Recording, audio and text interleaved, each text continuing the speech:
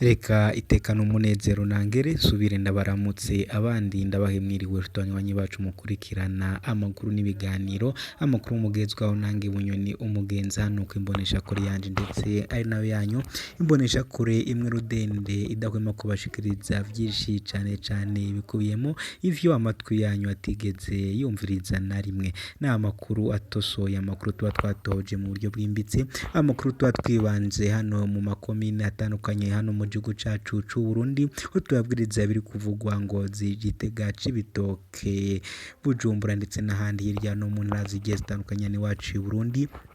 ndetse nakubwiriza n'ibiri kuvuga ku rubuga rw'intambara ubwo ni muri Repubulika iharanira intwaro rusangi ya Kongo aho ari intambara iri guhuza umutwe witwaje ibigwanisho wa M23 ndetse n'ingabo z'igihugu za FARDC nkubwiriza n'ibindi biri kuvugwa hirya no hino nko mu gihugu cy'u Rwanda nkakubwiriza ibiri kuvugwa muri Uganda Tanzania Kenya mu Burundi ndetse n'ahandi hirya hino mu bihugu vyo muri Afrika ndetse nkanyakira mu bihugu vyo makungu ya kure cyane mu bihugu vy'ibiyaga binini hose nkagira nkakubwiriza ibiriko birahavugwa ni byinshi cyane ndagenda kubwiriza ni mpamvu nawe ngira ngo nkubwire ngo ufata umwanya wawe muto cyane utayenze iminota 10 maze biyumvirize byinshi amatwi yawe atigeze yumva reka ndagukengurukire wahejeje gufyonda sabone utarabonye kumanuka hasi kwa jambo ko mutuku kandi to sabone ugafyonda ko ndetse kandi nawe wahejeje kumanuka hasi kwa jambo ko mutuku ugafyonda ko ndetse ukanafyonda ukazogera ndetse unakora udusangiza n'ibitekerezo reka ndagukengurukire cyane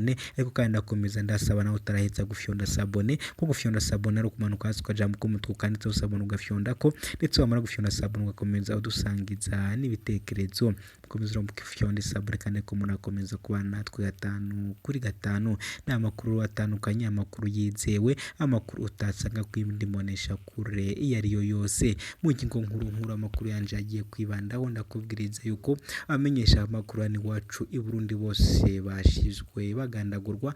abandi bakaba bari kubajyana mu mabohero tazo kwigarukaho nyene mw'idonido y'amakuru naguteguriye ndakubwiriza yuko nanone kandi nk'inkuru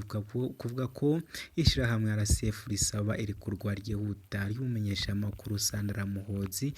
Muhozi ribicishije mu itangazo RCF ishirahamwe ry'abamenyesha amakuru batagira imbibe ryategetse irikurwa ryihuta kumenyesha amakuru mugenzi wacu Sandra Muhozi iryo shirahamwe rivuga ko ari ibintu bibabaje cyane ndaza kubigaruka mu makuru nyene arambuye ni byinshi cyane rero ndagenda nkubwiriza dore ko nk'iyi nkuru ya Sandra Muhozi bari kuyigereranya n'iya Floriane Irangabiye ntabwo ari ivyo ngivyo gusa nyene ndakubwiriza yuko nanone nyuma y'akantu gato yakabahani wacu i Burundi kwa Neva biri kuvuga yuko umugore wiwe haramutse amakuru avuga ko Angelina Ndayishimiye yoba ashaka divorce hari agatendo kabaye none ndagira ngo musabe kuri buze ukumviriza amakuru nyene naguteguriye ndabitse ko ashobora kuba mu gitondo sata cyangwa se nimugoroba ariko nacato mudafata iminota ya 10 cyangwa 15 gusa wumvire vyisha amatwi yawe atigeze yumva amakuru arambuye ni mukanya gato cyane kuri mukoronje uba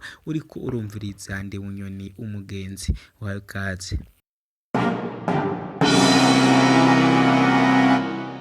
Wakaze makuru arambuye hamwe nanjye Bunyoni umugenzi reka mbere ko nkubwira ibiri kuvuga kwa Neva ndetse no muri Repubulika iharanira intwaro rusange ya Kongo banze nkubwirize ko kumenyesha amakuru i Burundi ishirahamwe RCF risaba irekurwa ryihuta ry'umenyesha amakuru Sandra Muhozi ribicishije mu itangazo RCF ishirahamwe ry'abamenyesha amakuru batagira imbibi ryategetse irekurwa ryihuta ry'umumenyesha amakuru mugenzi wacu Sandra Muhozi iryo shirahamwe rivuga ko ari ibintu bibabaje cyane urwo rwandiko rw'ishirahamwe ritaraharanira agateka k'abamenyesha amakuru rifise icicaro i Paris rwasohotse kuri uyu wa kane rwiyamiriza ifungwa ridaciye mu mategeko ry'umukenyezi mugenzi wacu rigategeka irongozi z'u Burundi kumurekura vyihuta twebwe muri RCF twagombaga kwiyamiriza twivuye inyuma ifungwa tubona ko ari ry'akarenganyo ry'umumenyesha amakuru w'umurundi kazi Sandra Muhozi kuko ku bwacu uko vyifashe biteye ubwoba kandi bitumvikana abategetsi bategerezwa guhorera ivyaha bamwagiriza bakamurekura vyihuta niko Sadibou Malongo umuyobozi w'ibiro vya RCF muri Afrika yo munsi ya Sahara abisigura. RCF ivuga ko yemeye ivyaha vyimagiriza mugenzi wacu no guhungabanya umutekano w'igihugu no kubiba urwanko n'amacakubiri. Uburundi nico gihugu rudende muri Afrika gipfungiwemwo umukenyezi w'umumenyeshamakuru Sandra Muhoza, abaye umukenyezi agira kabiri afunzwe mu Burundi. Uwundi mukenyezi afunzwe ni Floriane Irangabiye, ariko akora umunyororo w'imyaka 10 kuva mu nzero 2023. Abo bakorana amashirahamwe haranira agateka k'abamenyesha amakuru n'akamuntu muri rusangi bemeza ko afunzwe ku karenganyo ntahengeshanya gusaba ko uwo mukenyezi yorekurwa.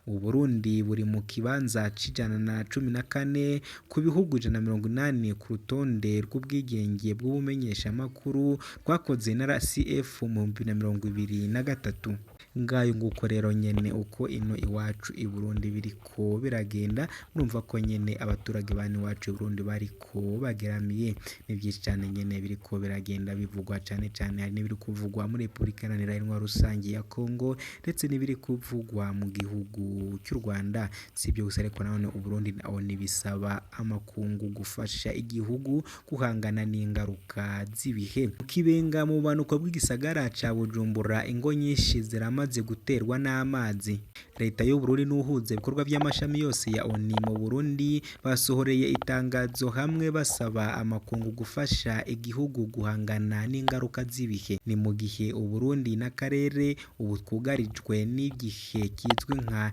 El Niño kijana n'imvura nyinshi yatumye inzuzi n'ikiyaga cya Tanganyika byuzura bikarushiriza guhitana abantu no konona ibintu. Ariko itangazo rya leta y'u Burundi na ONU rivuga ko u Burundi bumaze imyaka irenga 20 iheze buhungabanywa na bene ivyo bihe n'ibirere bishika ku rugero rudasanzwe, n'izo ngaruka zavyo zikarushiriza kuba mbi.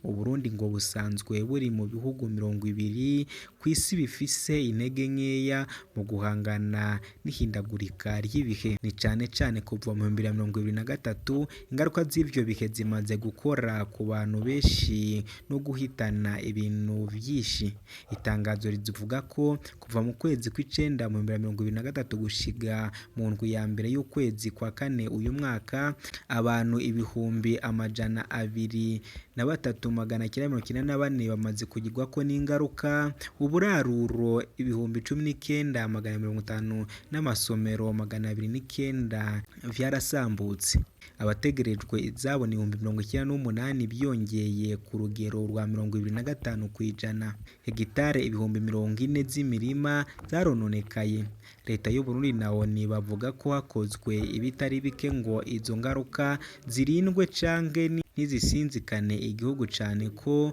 mu gutangata imbuto, amafaranga, ivyo kurya no kuvura. Ariko aho ibintu bigeze ngo bakenewe kwogerezwa agacumu k'ubumwe n'amakungu kugira ngo ibintu ntibiyagare gusumba. Kuba rero leta y'u Burundi na ONU bisohoreye hamwe itangazo no kugira biroroshe guhumiriza amakungu mu guterera imfashanyo yo gushira mu ngiro umugambi wo guhangana n'ingaruka z'igihe vya El Niño. Uwo mugambi ukaba werekeye abantu